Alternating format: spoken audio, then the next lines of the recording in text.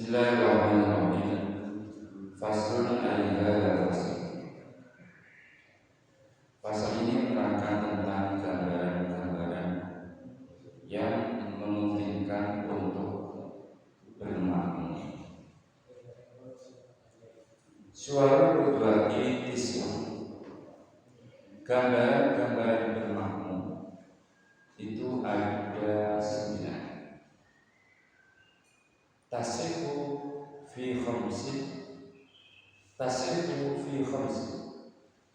Yang sah ini 9. Dari 9 ini yang sah 5. Yang tidak sah berarti 4. Yang pertama, qudwat rajulin birajulin, yaitu makmumnya seorang lelaki pada lelaki-lelaki. Ini sah. Harus sampai makmum kalau imam memiliki sah jalur kerja. Yang kedua, waktu buat rati birajulin, makmumnya wanita dan lelaki, ibu-ibu makmum sama pak imam. Sah. Yang ketiga, waktu bertemu saat birajulin, makmumnya wanita yang punya 2 kelamin atau wanita khunsa. Memang dia punya 2 kelamin, punya kelamin laki-laki dan punya kelamin perempuan. Dia makmum dengan laki-laki juga sah.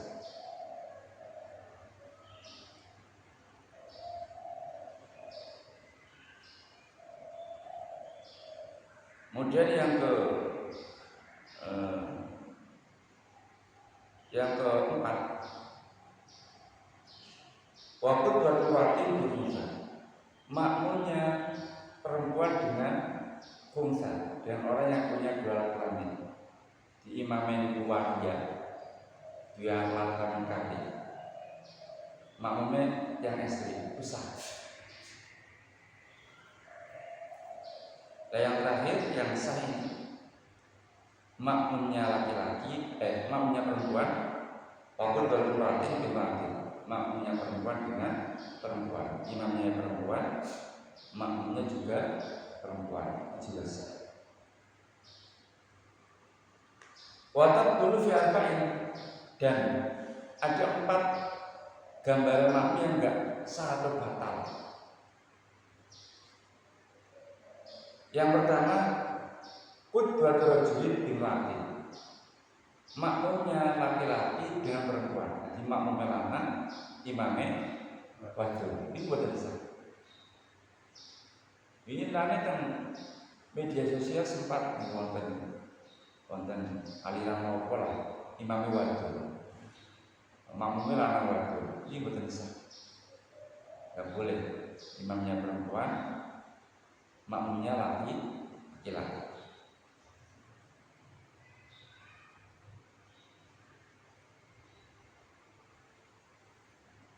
Sebab syaratnya makmum atau bermakmum itu imamnya tidak boleh lebih kurang dari makmumnya.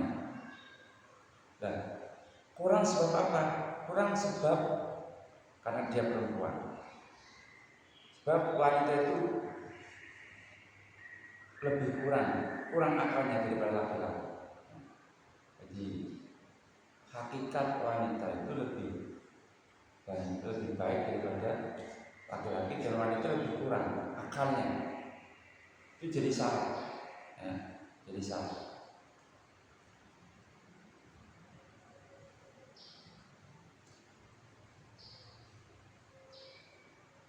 Yang kedua, makmumnya laki-laki dengan waria, dengan orang yang punya dua kelamin. Jadi imam itu banci asli loh, dia lanang wadon, bukan yang cuma medoi. Kan ada yang cuma medoi lanang tapi berlagak perempuan. Ini memang benar-benar punya dua kelamin. Imamnya itu banci, makmumnya laki-laki, ini nggak boleh. Karena dimungkinkan imamnya itu perempuan.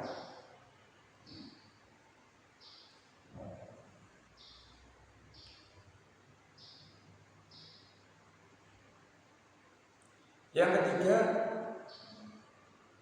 waktu dua khunsa dimperhati.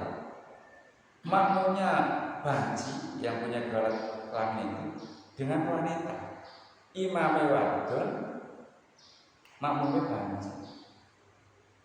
Ini betul bisa. Sebab ada kemungkinan bancinya lanang.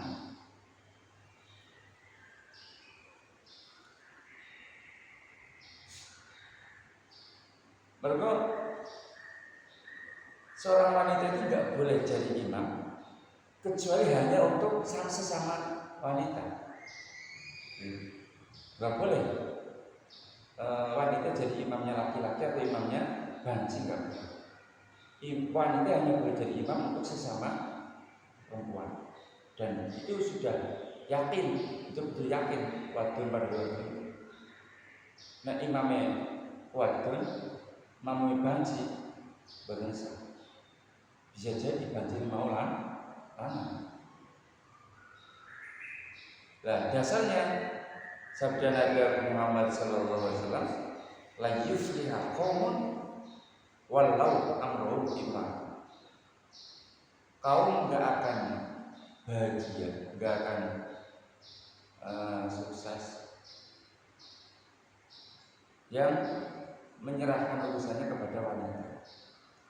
Makanya ditunggu, ada yang dibuat dari wong sing milih lurah atau camat atau presiden wadon itu rakyat. Sebab sebuah kaum nggak akan sukses, nggak akan bahagia kalau menyerahkan urusannya kepada seorang wanita.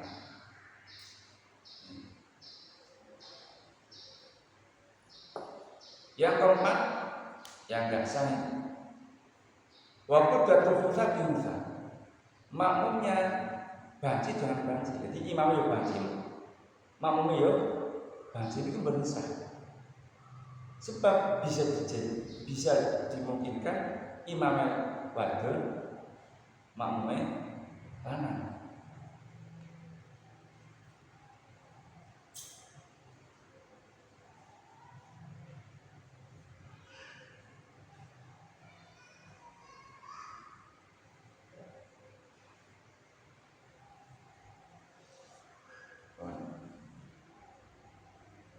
Lah, ada seorang ulama namanya Abu Bakar bin Abdurrahman As-Sibti. Definisi khunsa yaitu orang yang punya kelamin laki-laki dan juga punya kelamin perempuan. Jadi pasti kalau dia nggak laki-laki ya perempuan pasti. Dan untuk mengetahui kondisinya bagaimana caranya? Untuk mengetahui kondisinya ada beberapa metode. Yang pertama, dilihat air kencingnya. Lihat air kencingnya. Kalau dia kencingnya dari alat kelamin laki-laki, berarti dia laki-laki. Jadi alat loro lanang wadon, tapi sing nguyuh sing lanang. Sing nguyuh alat lanang. Itu berarti lanang. Lah kalau kencingnya dari alat kelamin perempuan, berarti dia perempuan. Nah sekarang kalau kedua-duanya keluar semua, ya yang alat kelamin laki-laki juga keluar, alat kelamin perempuan juga keluar. Kalau keluar semua, ya memang alat dakwah memang selama-lamanya, artinya dari kecil sampai dewasa, kalau kencing kedua-duanya keluar. Ini bagaimana? Nah, kalau menurut Imam Ibnu Soba dan Imam Muhammili, yang dianggap adalah mana yang lebih dulu. Jadi si menturut diri itu sendiri. Misalnya kalau menturut kok dingin dakar ya, itu berarti lama. Kalau dingin kecil itu berarti betul. Lah, nek metune padha. Nek metune padha larang ya. Harus berarti alatnya cerote padha. Maka dilihat akhirnya. Yang terakhir terputus itu yang mana? Nah, kalau yang terakhir terputus kok alat kelamin laki-laki jadi dia laki-laki.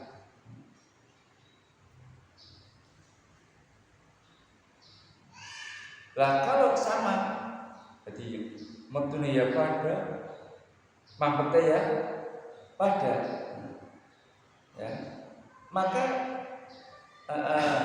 diambil yang lebih banyak kadarnya. Jadi kok ditimbang 12 apa sisi kan mana diwadahi, sisi mana diwadahi, kok ditimbang. Jadi mah apa sih ini? Sampai nanti dulu ulama-ulama. Yang kedua, cara mengetahui dia apakah laki-laki atau perempuan bisa dilihat dari air spermanya dan darah haidnya serta hamil tidaknya.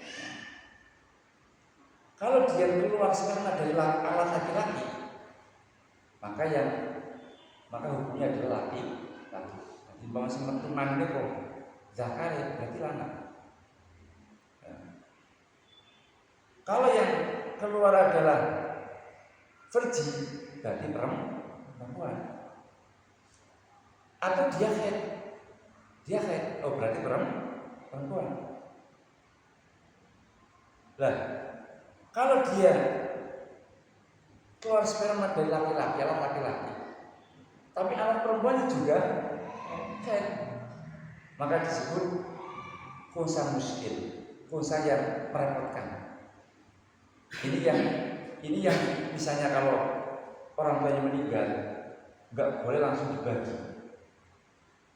Karena kalau laki-laki kan dapatnya 2 kali banyak wanita kali itu saya. Misalnya anaknya ini khunsa muskil, ini nggak boleh langsung dibagi, ditunggu nanti, ditunggu beberapa tahun. Kira-kira ada gatra-gatra kemana ini? Kalau belum ada gatra-gatra nggak boleh dibagi. Sebab kalau mau dibagi perempuan, siapa tahu dia laki. Kalau dibagi laki-laki, siapa tahu dia perempuan. Makanya namanya khunsa muskil, khunsa yang merepotkan. Muskil. Lah kalau dia hamil dan melahirkan, ya jelas perempuan. Walaupun tadi pada muiwe, pada mampete, pada mentune, ya. Tapi dia hamil dan melahirkan, jelas perempuan. Ya.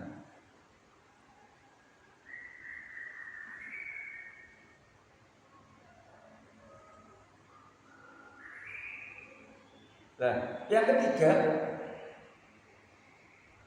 cara mengetahui bagaimana dia laki-laki atau perempuan, yaitu dikembalikan kepada ucapannya setelah dia dewasa. Ya.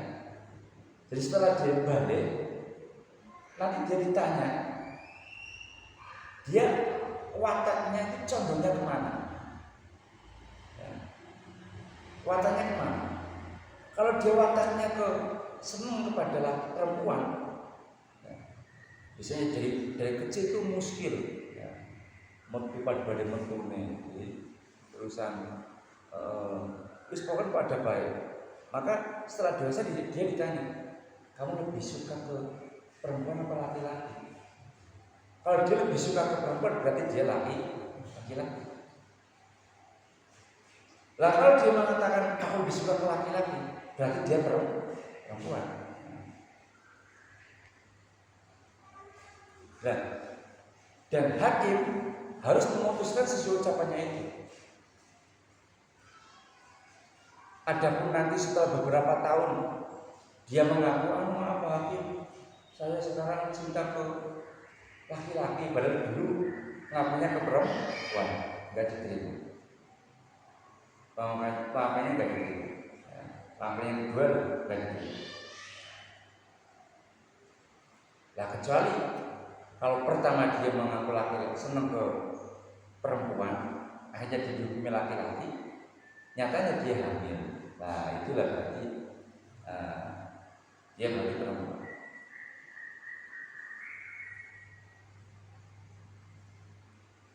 Lah sekarang dia misalnya setelah dewasa mengaku condong ke perempuan, berarti kan dia laki-laki. Sementara mohon maaf, apa ini? Payudaranya membesar. Ya. Lalu dia membesar dan sementara ketika ditanya dia suka ke perempuan, maka ya tetap perempuan. Walaupun payudaranya besar. Atau dia ketika baru ditanya, ketika balik itu dia ditanya dia condong ke perempuan, berarti kan dihukumi laki-laki. Ya. Dihukumi laki-laki, tapi payudaranya besar, tetap laki-laki. Atau sebaliknya, dia ngaku condong ke laki-laki, berarti kan dihukumi perempuan. Tapi ternyata dia jenggotan, keluar jenggot. Mesti berubah, itu jenggot berarti lama. Ini nggak ngaruh. Kalau waktu kumis di wonten gitu, wonten kumis.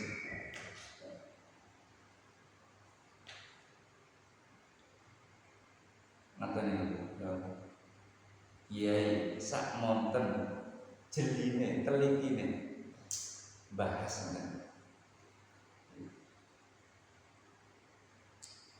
Fasulnya ada fasul. Syurutu jamin takdim, ini fasal menerangkan tentang syarat-syarat boleh menjamak takdim. Jamak takdim itu sampai sholat zuhur dan asar dilakukan di waktu zuhur, nama jamak takdim. Kalau jamak takhir zuhur dan asar dilakukan di waktu asar. Nah yang boleh dijamak hanya zuhur asar dan maghrib isya. Subuh nggak boleh. Subuh nggak boleh. Subuh nggak ada jamak takdim nggak ada. Oh subuh dijamak kalau zuhur orang ada subuh kalau isya orang. Nah, syarat-syaratnya jamak takdim arba'atun ada 4. Jadi kalau sampai mau jamak takdim harus memenuhi syarat 4 ini. Jadi jamak itu merupakan diskon dari Allah, dispensasi dari Allah, dan Allah suka kalau diskonnya dilakukan itu suka. Perlu gada rencang tentang pegawai PLN, tentang PJKA. Niku pegawai kan akan cuti, niku nek ora cuti belas malah domain nang awak bose. Nek cuti ora dijot belas iku malah domain. Ibaratnya cuti niku diskon sekarang. Jadi nek ora dijot malah domain. Jadi dijiat malah seneng. Berarti mengambil diskon, gelem ngambil diskon. Allah ngoten niku. Allah paling diskon jenengan boleh menjamak sholat. Jadi nek sampean perjalanan jauh, diambil diskon Allah ini diambil, ajaran diambil. Allah langsung seneng nek diskonnya dipendek. Lalu syarat yang pertama al-bid'atu bil ula, memulai sholat yang pertama. Jadi nek sampean sholat zuhur karo asar dilakukan di sholat zuhur semua, di waktu zuhur semua, sampean harus mengawali dengan sholat zuhur. Enggak boleh sholat asar dulu, enggak boleh. Itu yang pertama.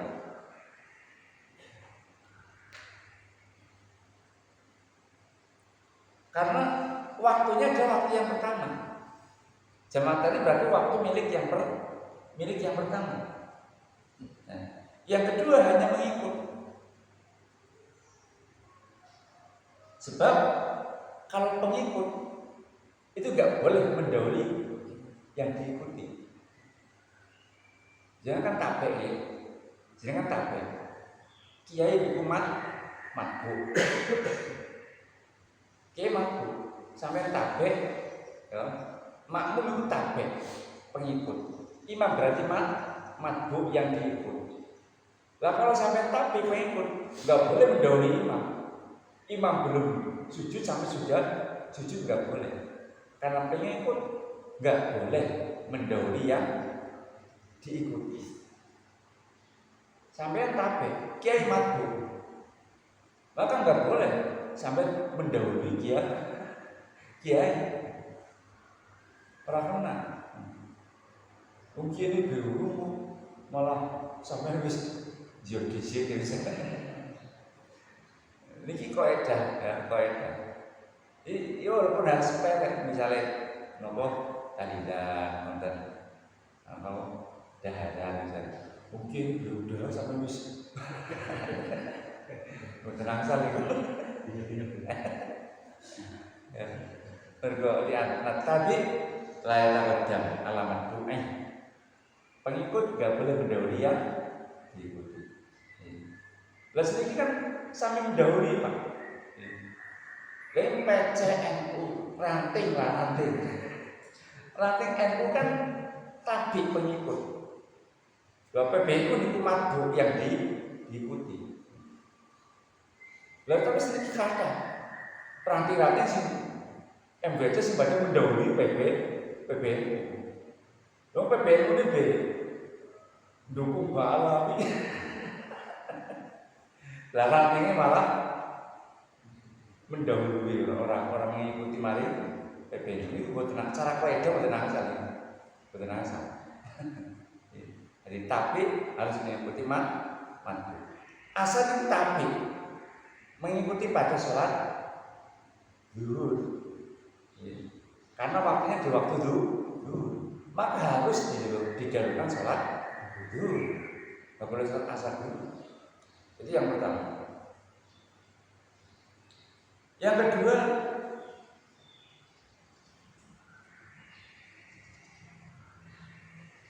niatul jam'iyah, niat jamak di dalam sholat yang pertama.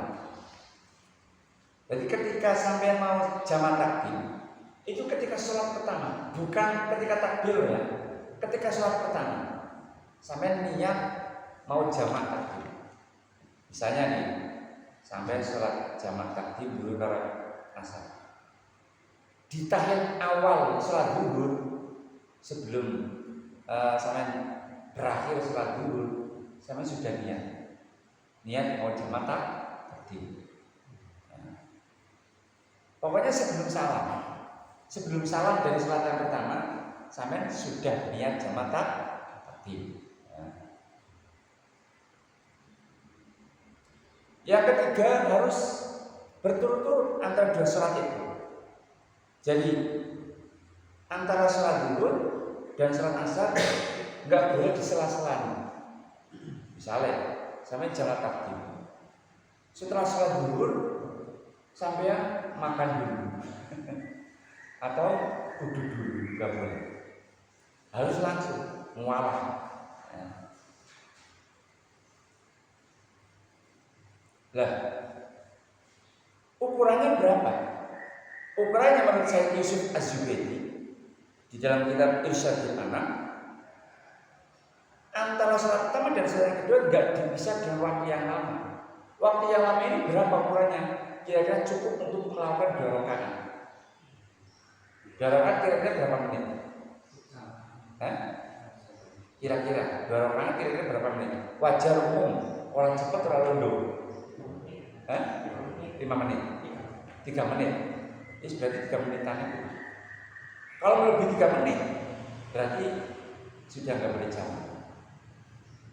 Jadi setelah sholat zuhur, kok masih 1 menit, masih bisa sama takbir. Tapi kalau sudah melewati 3 menit, berarti sudah nggak boleh, karena sudah tidak mual. Lah yang keempat, dawamul udhri wa dawamul udhri. Langgeng udhurnya. Maksudnya bagaimana?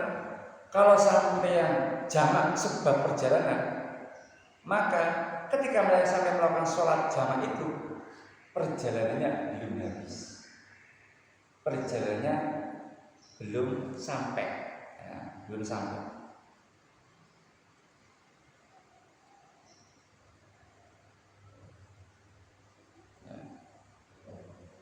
Lah sampai kapan udhurnya itu? Udhurnya itu sampai takbiratul ihram sholat yang kedua. Ya. Sampai takbiratul ihram sholat yang kedua. Misalnya kan, sampean itu griyane kan teng iki Tengkarang Salang iki. Sama di Jakarta. Di Jakarta numpak kereta. Numpak kereta. Lah, arep mari kan orang mungkin madhep Karang Salang kan ketane. Masih madhep kan stasiun. Lah, begitu sampai stasiun kan berarti sampai bisa lewat rumah yang misalnya sampai lagi sejamak naik kereta. Lah sholat zuhur di madhep mulon. Sholat zuhur orang mau sholatnya. Lah sholat zuhur belum sampai takbiratul ihram sholat yang kedua. Sama guru jendela tuh. Kalau salam. Ini kalau salah, itu berarti sudah nggak boleh jalan. Walaupun belum sampai rumah. Iya, belum sampai rumah karena sudah melewati. Atau sampai ke perahu, sampai rumahnya Bakahuni Lampung. Memang sampai rumahnya pinggir laut Bakahuni. Sampai dari Surabaya terus naik kapal. Lalu begitu sholat zuhur, kurung rampung, kapal sudah bersandar di Bakahuni, maka sudah nggak boleh jamak, karena sampai sudah sampai di tujuan. Pokoknya ukurannya sampai sebelum sampean takbiratul ihram sholat yang kedua. Jadi sampai takbiratul ihram sholat yang kedua. Jadi umpama kok sampai ke rumah, tapi di tengah-tengah sholat yang kedua nggak apa-apa. Sampai rumahnya di Bakahuni, di pinggir laut, sampai jamak takdim. Sholat dulu sudah selesai, sudah takbiratul ihram sholat asar, sudah dapat 2 rakaat, terus bersandar. Ini keterusan. Karena batasnya sampai mana tadi takbiratul ihram.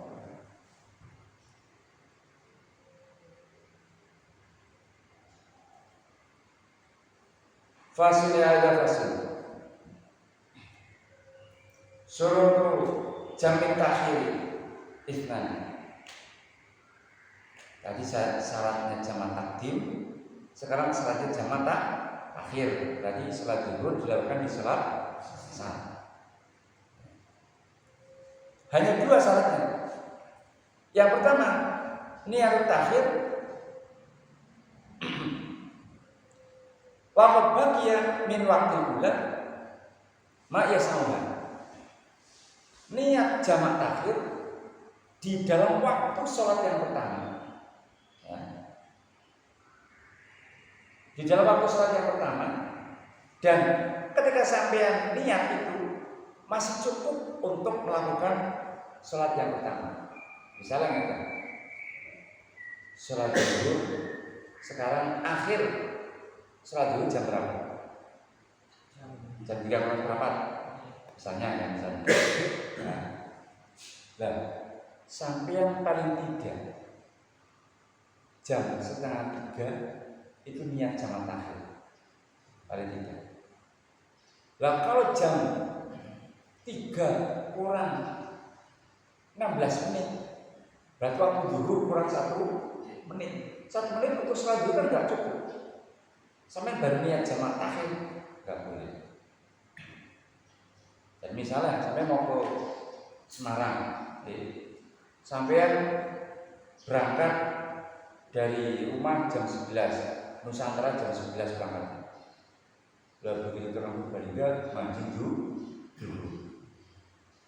Lah yang jamak takhir bilang begitu dulu sampean niatin jamak takhir. Nanti ketika waktu asar sampean boleh jamak takhir. Atau sampean ketika waktu sampean lagi tidur, bangun-bangun jam 2:30, jam 2:30 nyembur urut yang niat jamak takhir masih boleh,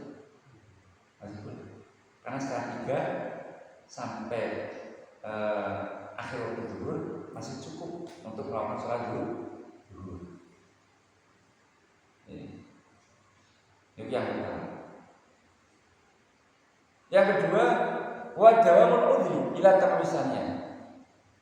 Langgeng udhunya sampai sempurna sholat yang kedua. Kalau tadi kan langgeng udhunya sampai takbiratul ihram sholat yang kedua. Kalau yang jamak takhir sampai akhir, sampai sempurna. Sholat kedua ini sampai sempurna. Jadi kalau yang jamak takhir tadi sampai lagi sholat yang kedua lagi tahiyat awal kapal bersandar masih sah, ya, jamak takdirnya. Tapi kalau jamak takhir harus sudah betul-betul selesai sholat yang kedua sempurna. Misalnya sampai lagi sholat yang kedua, lagi dapat 2 rakaat, kok bersandar, maka jamak takhirnya tidak sah, karena sholat yang kedua belum betul-betul sempurna. Di sini nggak ada syarat mendahulukan yang pertama, yang kedua nggak ada. Jadi boleh kalau jamak takhir boleh zuhur dulu, boleh asar dulu. Kalau maghrib isya ya boleh isya dulu, boleh maghrib dulu. Itu kalau jamak takhir. Jadi kaidah at-tabi la yataqaddamal mandub nggak berlaku, karena waktunya di waktu asar. Nah, waktu asar itu mengikuti. Kalau mengikuti maka boleh didahulukan, boleh diakhirkan. Gampangnya kayak sampean karo kiai, sampean tapi belum mati. Tapi kalau tegene jenengan, kalau malu jenengan, kalau melu mobil jenengan, kalau melu mobil jenengan, karena kalau melu mobil jenengan yo terserah jenengan. Kalau jenengan niat mana niat, wongnya nggak mau sampai. Tapi bisa lihat sampai melu mobil itu, kalau mobil kene, yo harus kene dingin. Paham ini? Yang zaman takdir dan zaman takhir. Jadi mungkin pelajaran ini semacam ini. Monggo boleh konten yang baru amal.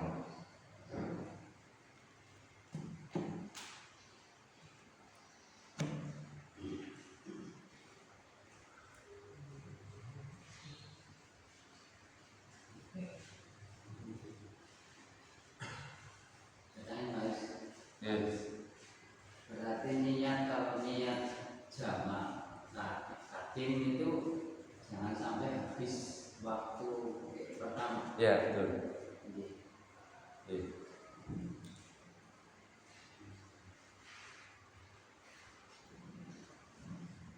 Jamak takdim. Jangan sampai habis waktu niatnya dulu. Misalnya jamak takdim. Sholat yang pertama. Sholat yang pertama. Kalau jamak takhir lah, waktu yang pertama. Jadi kalau jamak takdim, niatnya boleh di sholat yang pertama, bukan waktu yang pertama. Sholat yang pertama. Iya. Sementing sholat yang pertama belum rampung. Misalnya sampai foto zuhri apa rokaatin, Allahu Akbar, boten niat jamak. Boten niat jamak nih. Bareng wis tahiyat akhir, kemutan. Oh iya, iki kena jamak ya. Aku tahu ngaji kena jamak ya, wis perjalanan tuh. Sampai niat jamak boleh. Yang penting belum salah. Berarti kalau sampai dengan salam kita tidak ada niatkan di hati untuk jamak takdim untuk sholat asarnya, berarti Enggak boleh. Nggak bisa. Enggak bisa. Walaupun pada waktu sholat asarnya usolli fardhu jamak. Iya, walaupun usolli fardhu jamak di asar itu. Iya. Nggak bisa. Niatnya yang pertama berarti ya. Iya, di sholat yang pertama. Niat sebelum salam dan di hati. Iya, dalam hati. Kalau Niat dalam hati. Nah kalau sholat yang kedua nggak niati jamak nggak apa-apa. Sholat kedua itu diniati jamak juga. dilaporkan sama. Diniati juga. Iya. Tapi harus mulai dari sholat yang Iya. pertama. Kalau ini gue sebagai kakek, kalau menang anaknya derek jamaah sholat kubur, Iya. jamaah sholat kubur. Kalau bukan batas itu musyafir, berarti jamak takdim. Iya. Nah, kalau sudah 2 rakaat ke salam, terus orang imam mas ini jamak takdim karena asar, jangan ini pun akhirnya karena kalau di perjalanannya akhirnya kalau derek makmum jamak takdim. Padahal maksud perjalanan itu tidak sejauh di jamak itu bukan. Ya, bukan asal. Harus ada apa? Sekitar 85 km. Kalau sih 100 km. Pada minggu jemput bocah-bocah itu kalau masjid itu ternyata membawa Kilo. Iya, kilo. Terus akan bikin susukan kan 100 kilo. Masa? Betul wonten loh. Bolak-balik. Bro. Bukan bolak-balik. Berarti 100 kilo perjalanan. Iya. Jarak utuh ya. Jarak utuh, bukan jarak pepet, bukan. Berarti itu ibu Pak Gus. Ya rasa harus diulangi berarti sampai sholatnya. Jarak satu berangkat. Iya. Bolak-baliknya. Nah, sekarang sudah enak, sekarang sudah ada Google Map. Tinggal ngukur baik jarak Karangsalam Wonosobo misalnya. Kan Google Map tentu ngukur berapa kilometer. Supaya enak sini kita. Jadi kalau bukan kata sengaja itu ya. Jadi kalau demi pun setengah kilo asal ya langsung. Itu nanti setelah ini kan ada syarat kosor nanti ya. Nah, itu nanti akan ada keterangan demikian. Kosor. Batasannya bagus. Hah? Batasannya kilometer. Sekitar 85 km sekitar. Ulama khilaf. Ada beberapa pendapat mungkin kata-kata ulama ngarani yo sekitar 85 km. Tapi Pak, dalam perjalanan ada masjid, padahal mau sendiri. Kan waktu untuk mampir sholat kan masih bisa. Iya. Kan tidak harus di zaman Iya. gimana kan? Ya boleh saja. Ini kan cuma tadi saya sampaikan merupakan diskon dari monggo jenengan apa iki monggo boten nggih monggo. Nggih. Di samping itu juga ya. Di samping itu ya kalau pakai mobil, kalau pakai pesawat Ya maksudnya kan ada ya. pakai mobil. Ya, ini monggo terserah gitu. Atau pakai bis kan kita nggak bisa ngatur. Kalau kita bisa ngaji, nggak masalah. Malah bisa kok melakukan sikil. Nah, sekarang ada pertanyaan begini. Ada pertanyaan. Jarak Surabaya sama Jakarta, ya, kan jelas boleh untuk jamaah kosor boleh. Tapi kan naik pesawat kan cuma 45 menit. Nggak capek, nggak apa. Padahal alasan ini diskon kan capek. Sementara yang di Jakarta dari rumah ke tempat kerja nggak ada 85 km. Tapi karena macet akhirnya melebihi dari 2 jam lebih. Bagaimana? Yang boleh jamaah yang mana? Yang mana coba? Ya, yang Jakarta Surabaya tetap. Walaupun macet sampai melebihi 2 jam, tetap nggak boleh jamaah karena jalan.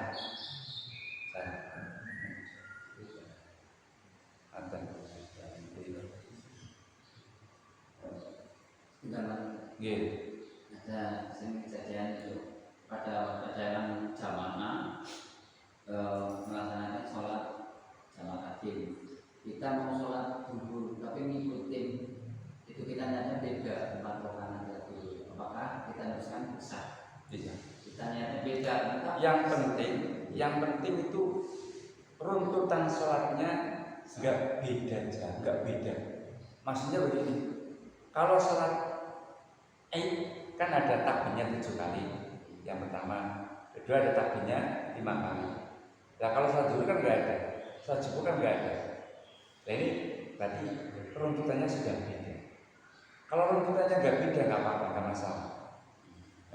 Makanya sampean kok sholat zuhur, makmum sama orang sholat sunnah nggak apa-apa, boleh.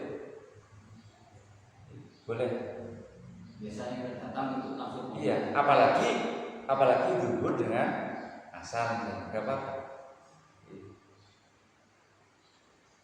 Yang penting jangan untuk main-main. Ngerti kalau lagi sholat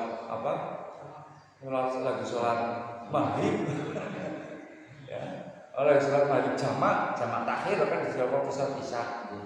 Ngerti orang sholat maghrib, aku sampai sholat isya makmum. Bisa ngerti padahal ini nggak boleh berarti bermain-main dengan ibadah. Kalau untuk kasus yang jamak takhir, ini kan harus diniatkan sebelum waktu, misalnya dulu asar sebelum dulunya habis. Tapi dilarang misalnya pas di perjalanan dulu habis kita pas ketiduran misalnya, atau mungkin juga lupa niatkan, kan ternyata lupa. Nah nanti pas pada waktu asar kita menjaga sholat dulu itu kan berarti sudah nggak bisa karena udah bisa jamak. Berarti ya kodok. Berarti kodok. Duhurnya kodok. Kalau di waktu yang pertama nggak niat jamak takhir, berarti nggak boleh jamak. Duhurnya berarti kodok, asarnya berarti ada.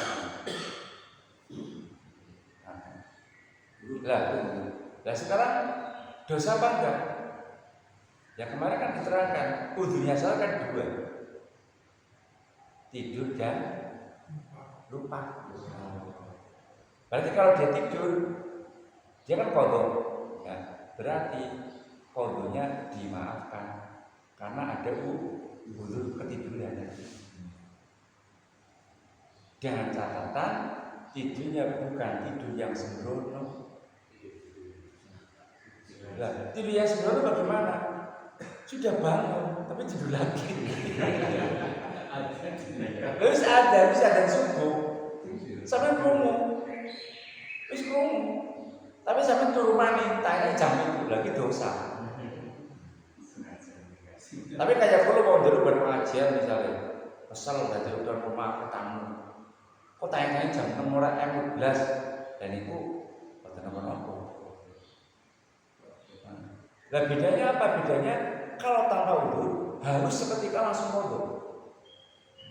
Begitu bangun mau sepuluh ada, tapi orang tani. Begitu bangun langsung wudu langsung sholat.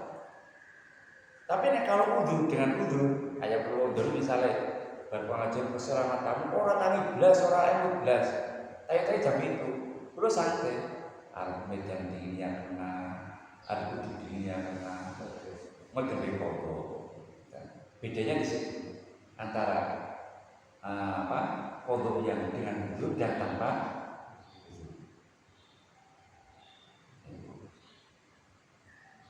wudhu.